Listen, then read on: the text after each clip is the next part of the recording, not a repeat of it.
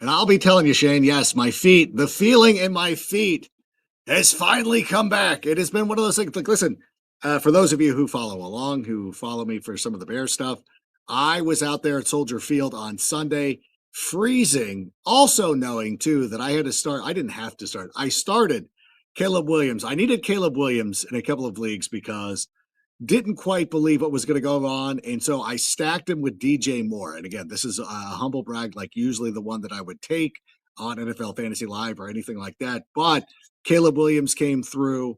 DJ Moore came through. But the big news is there's a lot of shakeup at the quarterback position that's happened over the weekend. And we're going to dive into that this afternoon or this evening, depending on where you're listening to us with Kendall Valenzuela. So, Shane, let's just go ahead and start the show. Welcome to our Fantasy Island.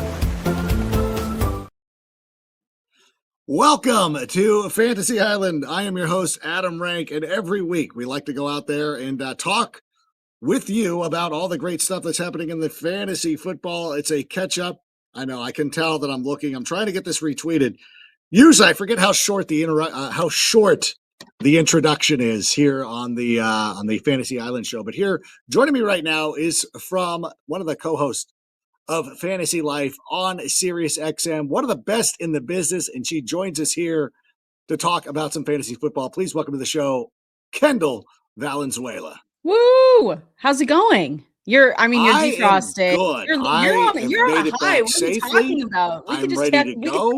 How are you living right now? I know Seattle had a huge win on Sunday, dramatic fashion, beating Phillip Rivers in the final moments. How are you living?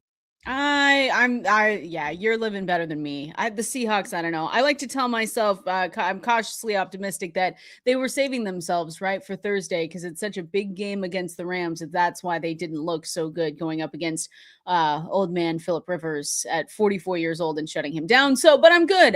We've got a lot of waiver wire stuff to talk about, quarterbacks to go through. But yeah, Seahawks, big game on Thursday. So we'll see how they do. Yeah, that's obviously for those of you who are unaware, Kendall does a column for fantasylife.com. Her waiver wire column is published Sunday evening, so you can get a start on the competition.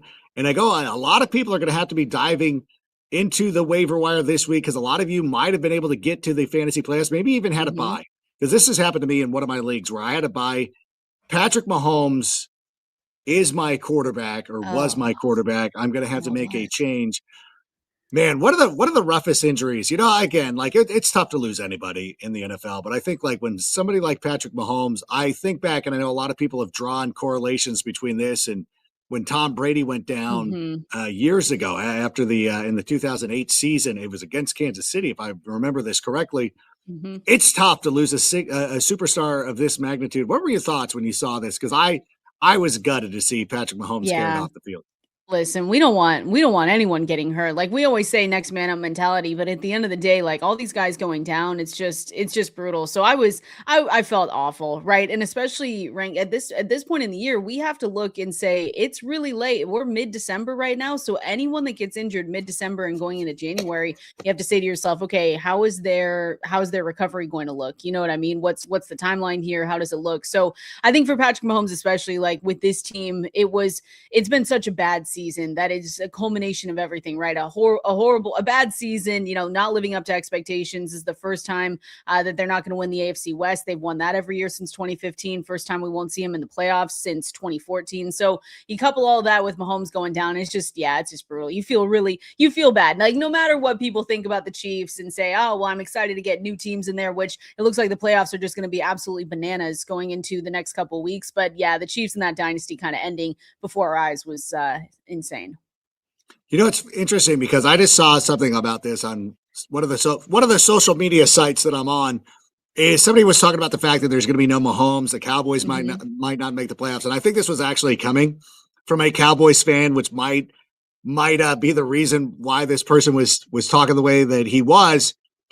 I honestly believe that this year's playoffs might end up being one of the most watched playoffs because, and there's a couple of reasons why, and I know that we're getting away from fantasy, but yeah, as football enthusiasts as we are, it's important to note, like, I'm going to say, like, hopefully the Bears get into the playoffs. But if the Bears make the playoffs, along with New England, Denver's in there, The Packers figure to be in there as well. Mhm. I think, like, with Kansas City being out and a desire to see somebody new crowned, I think there's going to be more interest in these playoffs, probably more than ever. But that's just me. And obviously, Oh. I'm a Bears fan saying this. But how do you? And you're a Seattle fan, Hey, like, but it, I'm with you. I'm like, yeah, let's do it. I agree 100% because when was the last time it's been this wide open, right? I was yeah, talking with that with Adam Ronis.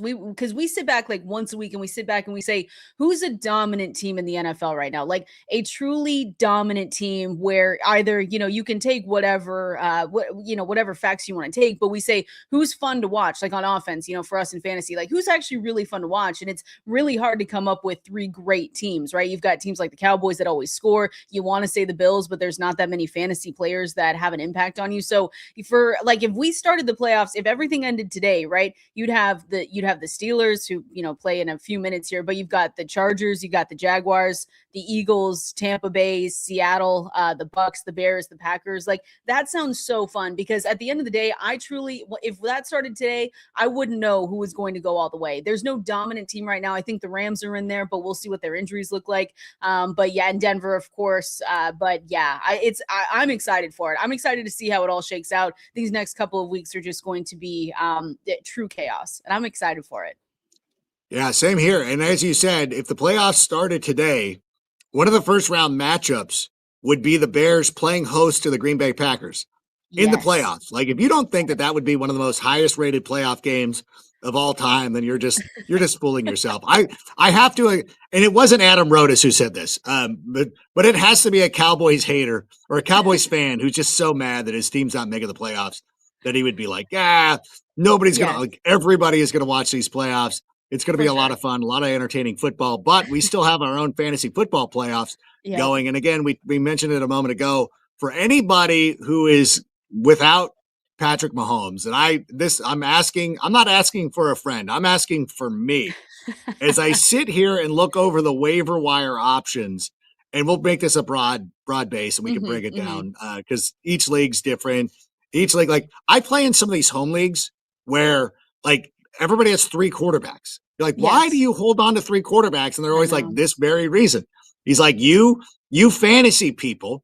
He's like, you always just go by with one quarterback, and I'll stream if anything happens. And then you find yourself, and like they're absolutely right because I do find I do like why I did I just know. not have a bet? Why didn't I have Trevor Lawrence or somebody on my roster just in case this happened? But now I got to sit here and scramble. But looking over your waiver wire column, who Hmm. is the number one quarterback that people should prioritize this week? Yeah. Yeah, I've got an update coming right when this game kicks off. So I'll have more quarterbacks in there. But I think like starting with the top 3 who are going to be inserted in there, but these are for more shallow teams, right? So if CJ Stroud, Trevor Lawrence, Jacoby Brissett, if any of those 3 are floating around for whatever reason, first of all, they shouldn't be. Second of all, if Yeah. they are, you go and pick them up. I think all of those guys, because in my article, I like to do quarterbacks, any player that's less than 40% rostered. So that's sometimes why you won't see the big names in that article, because I want to make sure that it's, they're actually available instead of trying to hype them up and say, go get him. And you're like, well, he's already rostered. So CJ Stroud at the top there. And then Jacoby Brissett is just Brissett it and forget it. You do not care. It doesn't matter what matchup he's in, right? He can take on the Houston Texans. They're going to go down by a couple scores, but he's going to come up throwing, and he's got Trey McBride. He's got Michael Wilson. So he's at the top there for me. CJ Stroud as well. He faces the Raiders this week. The Houston Texans do. So he's going to be at the very top of that list as well. Trevor Lawrence, tough matchup. And I don't think he's going to be available for most, but they take on the Denver Broncos on the road. Broncos are 7-0 at home. They're undefeated at home so far this season. So he's another one. Once you get past those names, though, I will say Marcus Mariota. We got news today that, hey, if you have Jaden Daniels, unfortunately, he's going to be shut down the rest of the season. So if you have Jaden Daniels or anyone else, Patrick Mahomes, you can go and get Marcus Mariota. And I liked him because he just gives us some yards on the ground, right? He is someone that has the rushing ability that we always look for, especially in the fantasy playoffs right now. So wasn't beautiful on Sunday. It wasn't incredible. Completed 10 and 19, 211 yards, but he does get stuff going on the ground. We saw that against the Dolphins. We saw that for the last couple of weeks here. So I think Marcus Mariota is probably at the top. 13.7 fantasy points on Sunday. Nothing to write home about, but he's someone that can get you some of that upside that we always look for. Yeah, I've been fortunate because in another league, I had Jaden Daniels was my quarterback that I picked. It's actually my league of record, the one that I care about the most. I'm Mhm. playing against my friends that I've known for my entire life. Yep. So that one, I always will like. I went into this season. I'm like, you know what? I know that I don't necessarily want Jaden Daniels, but I'm going to try to do the smart thing because sometimes I think too irrationally, and I'm like, am I being too biased? Do I not want to take him because of the Caleb versus Jaden Daniels thing? I'm like, I'm going to take Jaden Daniels, and it hasn't worked out, but No. I did pick up Jacoby Brissett a couple of weeks There ago. we go. Wisely never got rid of him. And I'm like, I know better. Like once a quarterback gets injured and starts going through the injuries, you're like, you might as well hold on to this guy. So I Yeah. always, and outside of 1 week where the one bad week and it was a throwaway week. And I played Jane Daniels in the game against the Vikings when he got hurt, but I Oh, still yeah. kept Jacoby Brissett. Would you advise? Because I sitting here talking about this right now, I feel like I still need to go out there and pick up another quarterback just in case. Because Yes. again, I don't want to be in a situation like I'm in that other league where it's like I'm scrambling on the waiver wire. If I can go out there and pick up somebody like Marcus Mariota, I need to go out there and do it. 1,000%. I agree with you. I've got a lot of leagues right now where the waivers close during the playoffs. So they close after week 14 or right before week 14 kicks off. And so at that moment, because I'm a fantasy player that I don't like to roster, especially if it's a single quarterback league, I don't usually roster two the whole way. I'll pick someone up when the buys come, and then I will probably drop them depending on who it is. But going into the playoffs, especially, I mean, if your waivers are closed, you're kind of SOL right now. But this is the time to have a backup. And I still think like if all those guys aren't available, I don't mind Kirk Cousins. I don't think it's going to be beautiful. He doesn't get to play Tampa Bay every single week, but and he really carves those guys up. Like it's crazy the splits that you see when he plays Tampa and when he plays everyone else. But I think if Kirk Cousins is out there, you pick him up, you store him. I also really like Tyler Shuck. He's someone that I Yeah. really feel like I think I've written about him for 6 weeks in a row. And it's just one of those things where I want to put like an alarm sound or whatever you need. I just want to put in big bold letters. He's probably available for you. And his floor is like 17 fantasy points right now over the past 4 weeks. Like what he's been able to do with you just not a great roster. You know, you still have some pieces there. Of course, Chris Olave, Rashid Shaheed was shipped off, but like the last 4 games, 18, 21, 17, or 3 games, 17 fantasy points, 7.82 once they came off their bye against Atlanta. So they get the Jets. They just fired their defensive coordinator. You don't, sometimes that hypes them up. I don't know if that's going to hype up the Jets. I don't know if the Jets are like capable of being hyped up right now, but Tyler Shuck is another one. And yes, you should be absolutely rostering 2 quarterbacks at this point. If you can, if you're kind of already through there, if you've got a Josh Allen, I understand like not wanting to, but it's just in case. You saw with Patrick Mahomes, the injury bug can come at any moment in time, even to guys that we think are just untouchable, and they bring them down. So always have someone as your backup, especially in the playoffs. A couple of things I wanted to follow up with on Yeah. this. Number one, Kirk Cousins. Do you believe Yeah. going into next season, let's say for whatever reason, the the Falcons still have, I mean, like I think he has a lot of guaranteed money, so it's Mhm. pretty good chance that he would still be the Falcons on the Falcons roster next year. Even if Michael Penix Jr. is healthy and active, would you just start Kirk Cousins in the Tampa Bay game? Be like, yeah, by the Yeah. way, like I know that you're our starter, but Kirk Cousins is starting against the Buccaneers. Like, what Yes. is that too weird? No, because what I wish I had all these stats. I just talked about them with Adam Ronis, and I was just like, after that Thursday game, I said, why didn't we talk about this? Because we talked about everything else, right? We talked about Kyle Pitts. He could be one to step up. Bijan Robinson, Kirk Cousins as a streamer. 1,000%. Bench any quarterback that's with the Falcons next year. If Kirk Cousins is there and if they're playing Tampa Bay, just let him go because I don't know what it is. He just has their number and they cannot shake him. That game last week, I shouldn't have been shocked based on the splits, but I was shocked that Right. he was able to go out there and perform the way that he did. Kyle Pitts burying some fantasy managers if they were facing him before the week even got started, rising people, like helping people rise to the occasion if they did have him. Like that was incredible. So yes, Kirk Cousins, Tampa Bay Buccaneers killer. That's what it is. You need to have like the baseball mindset where you have like the pitching Right. matchups or whatever. Like a certain catcher has to start when there's a certain pitcher, or Yeah. this guy always ropes this person. Like obviously there's 162 games in baseball, so it's easier to manage those type of situations. But it would really be one of the, especially if it was like week one. And you're Yeah. like, yeah, we're going to start Kirk Cousins in week one against Tampa Bay Buccaneers just because, like, it makes a lot of sense. And I would love to see some coach go out there and do that. I know it'll never happen. Just Football managers strategy. are way too they're Right. way They too, could never. they're way too precious. They They can't go could out there never. and try That'd be anything out of the incredible. ordinary. You need I to do tell want to someone talk about about that. Tyler Shuck here in a second, but I do want to Yeah. let everybody know that this show is sponsored by Twisted Shamrock, the place to be for Chicago sports. Whether you're a fan of the Bears, Bulls, Cubs, White Sox, Blackhawks, Sky, or Fire, Twisted Shamrock is the place to be on game day. They have giant monster screen TVs. They've got an upstairs private party room. They've got a cool patio out in the back. Didn't get to be able to use the patio on Saturday. I was out there for an event on Saturday at Twisted Shamrock. Didn't get to go out on the patio. I wanted to. It was 9 degrees out. And they said, maybe not. You're a lunatic. Stay inside. But the cool thing about that, they had all the Chicago sports on. They had the Blackhawks game going on. And they also had the wrestling. So I was able to see John Cena's final match. There was all kinds of cool stuff going on. So thanks to everybody at Twisted Shamrock for making that a great success. We truly appreciate them. Appreciate the partnership. And we're going to have a lot of cool stuff. We're already planning an event for this summer. So keep an eye out on that. Also want to give a shout out to our friends at Huel. I know I've heard Kendall talking about Huel on Sirius XM. It is the best meal replacement option for you out there. And guess what? Right now, you can try Huel for 15% off using the code SickBears. If you go to Huel.com/SickBears, go out there, get started, set up a subscription.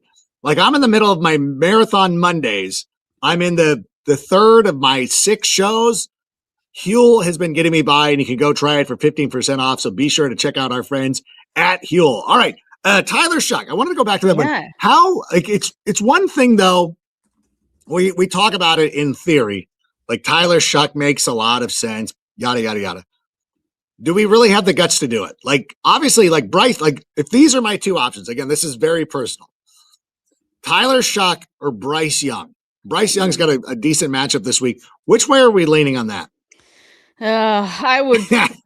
Gosh, those are just too horrible. And it's not horrible, but it really, like Bryce Young. So when I look at Bryce Young, I know he's playing Tampa Bay. So that's probably going to be the thing that sends me over the edge right this week with Bryce Young, where I say, okay, I'm probably going to have him in a better spot than Tyler Shuck. Although, man, that Jets defense looked horrible. I mean, Trevor Lawrence, I think, has been really good, but I don't know if he's the level of like 5 touchdowns good and, getting some, NFL stuff going on. Like, I don't know if it's that. Tampa Bay does give up a lot of fantasy points to quarterbacks, though. I mean, we just, Kirk Cousins was able to kind of carve him up. So I think I would do a slight lean on Bryce Young. I don't love it. I think that I'm someone that has a lot of managers of Tedderone McMillan. I've got a lot of Tedderone McMillan this year, and it hasn't necessarily worked out. So for me, again, Tampa Bay, I look at them and they do give up fantasy points. They're very beatable. So I think he's going to be a top streaming option. And then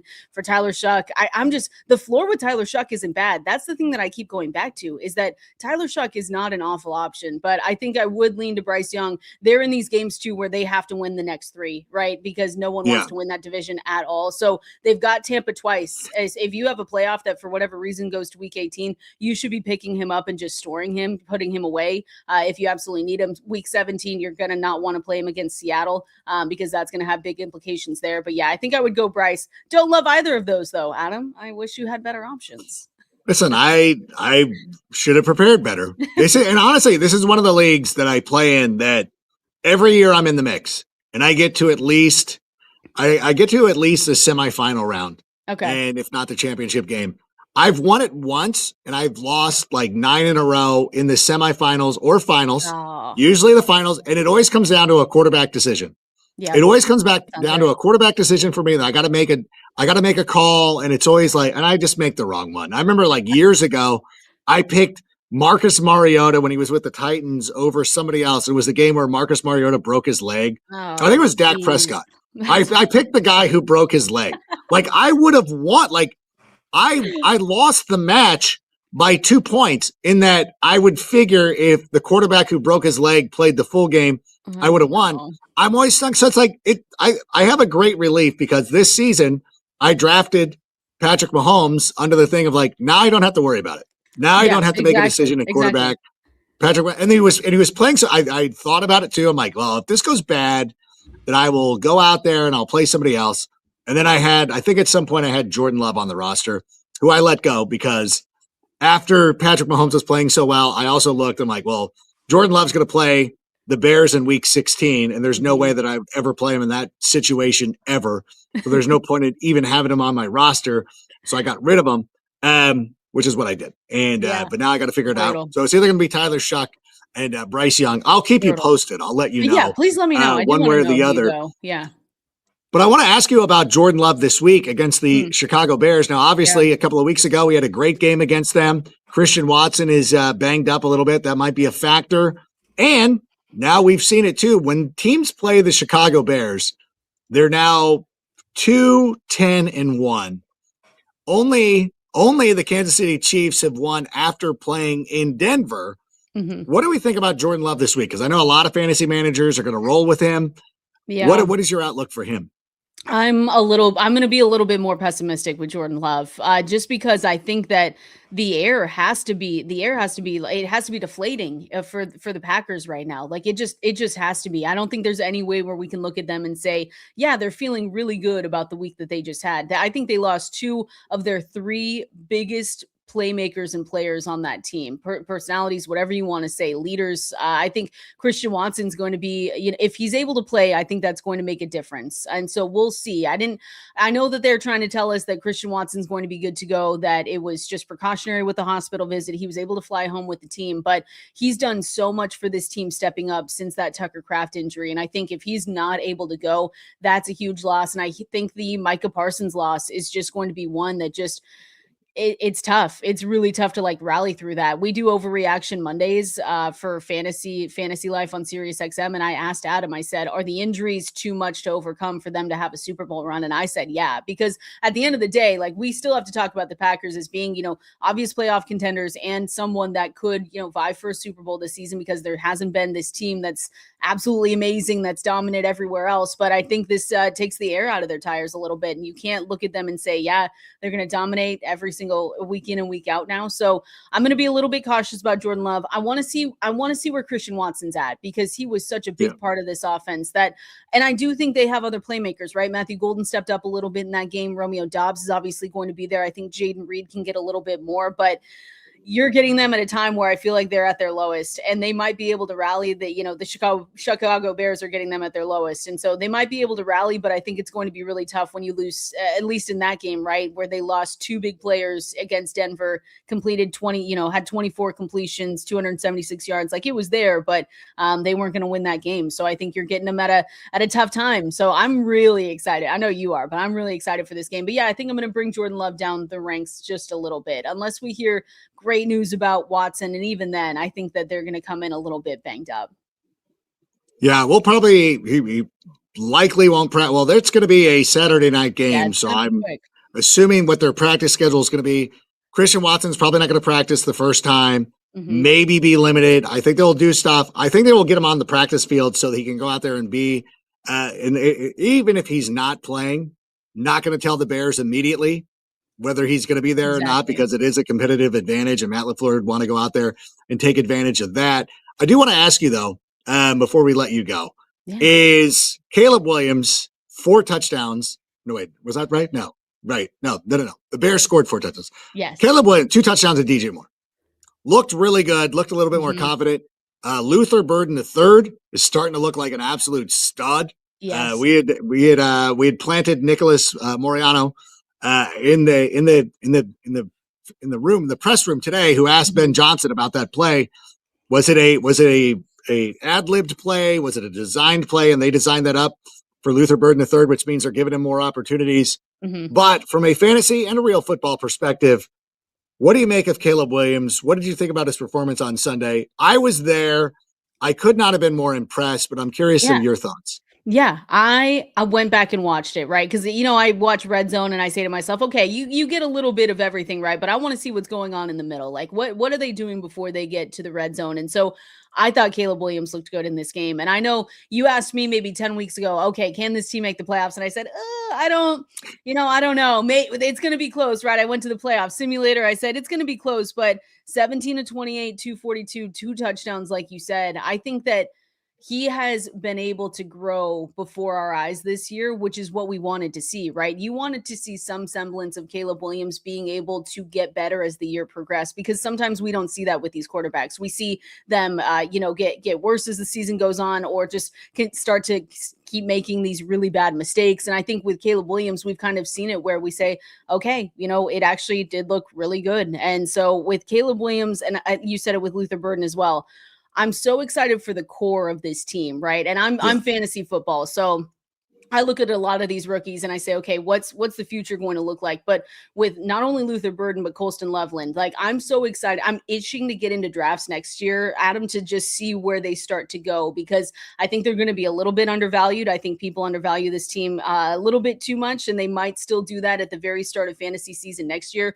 But I'm excited for the core, because what Luther Burden's been able to do, it's exactly what we want to see with the rookies, right? We know that they usually start off slow. And I know he had a little bit of a weird, off season, or a preseason, I should say, Yeah. right? It was oh, him and Ben Johnson are butting heads a little bit. And there were these narratives going around where you just said, okay, well, this doesn't sound great, right? DJ Moore was having the same thing. But I Yeah. think with what Luther Burden has shown, where I always like to talk, and some people say, well, this just doesn't happen all the time, but the rookie bump post bye, where you just say, okay, how do they look post? And I know they had an early, I think it was week 5 bye, right? So what do they look like in the middle back half of the season? I think Luther Burden has been the one that's been able to show that he can step up to the moment and perform. So I think that, coupled with Colston Loveland, I know Cole Kmet's still there. I'm someone that loves Colston Loveland, but I think the core of this team is just showing that they don't even need to apologize for how they win anymore. We talked about that weeks ago. They're going to win how they win, and they're not going to apologize for it. So I really do like this team. I think Caleb has just shown that he can grow. There's still some, there's obviously, things that we can talk about, accuracy, everything else like that. But I think those are things that can continue to get better with Ben Johnson as your head coach. So you know me, I'm always trying to be optimistic, but I really do like the core of this team and what they've shown.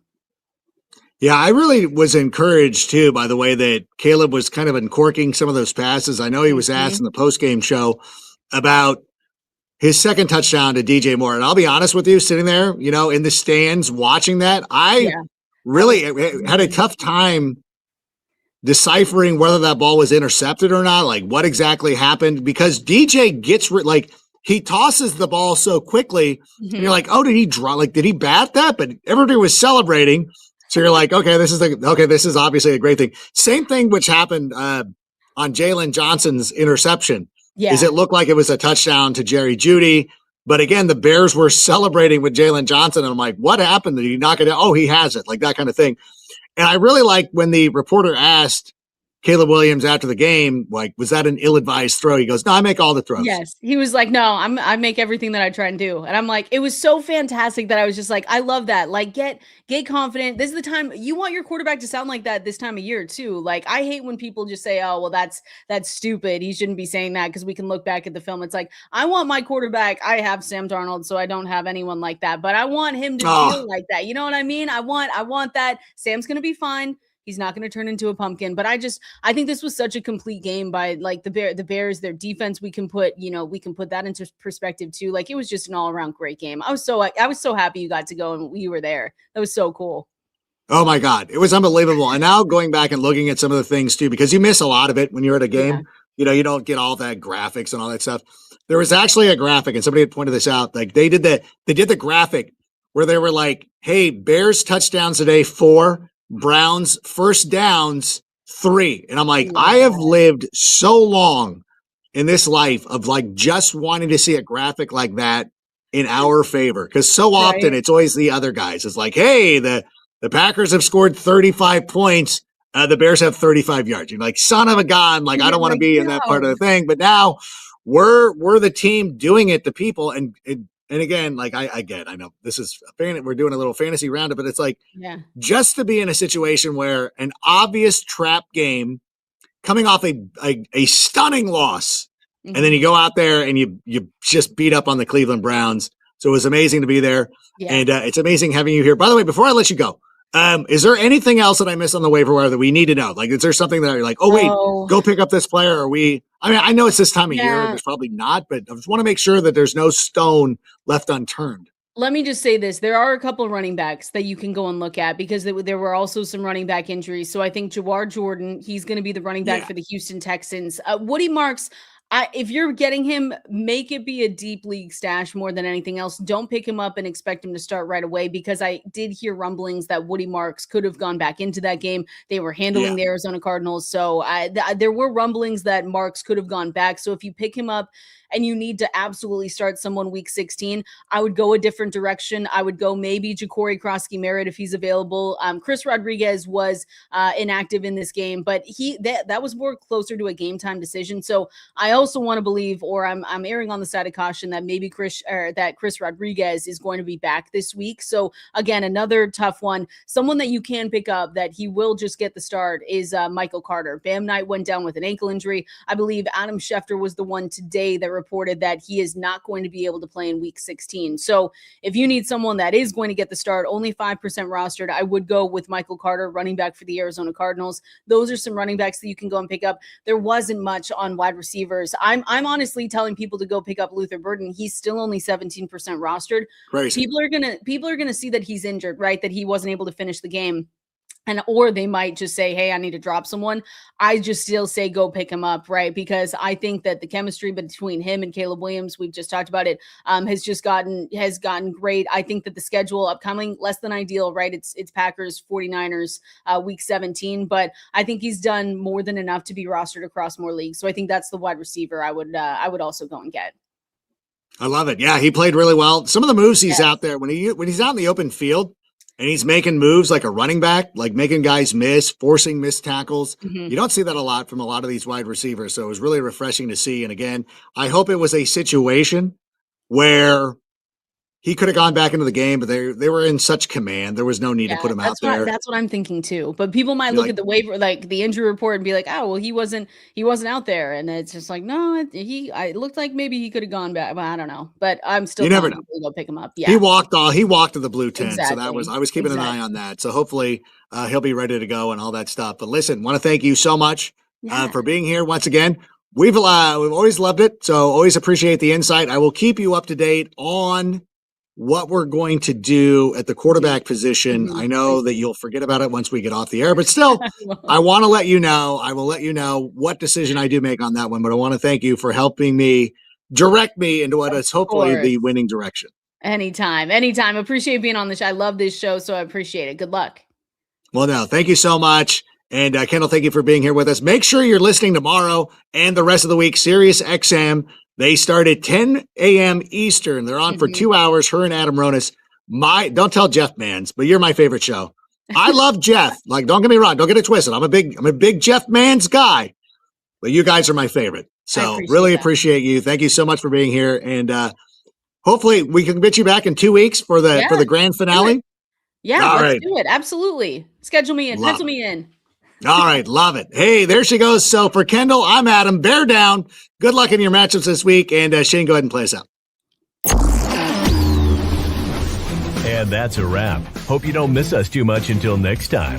Follow the Sick Podcast with Adam Rank on YouTube, Instagram, Facebook, Google Play, and Apple Podcasts.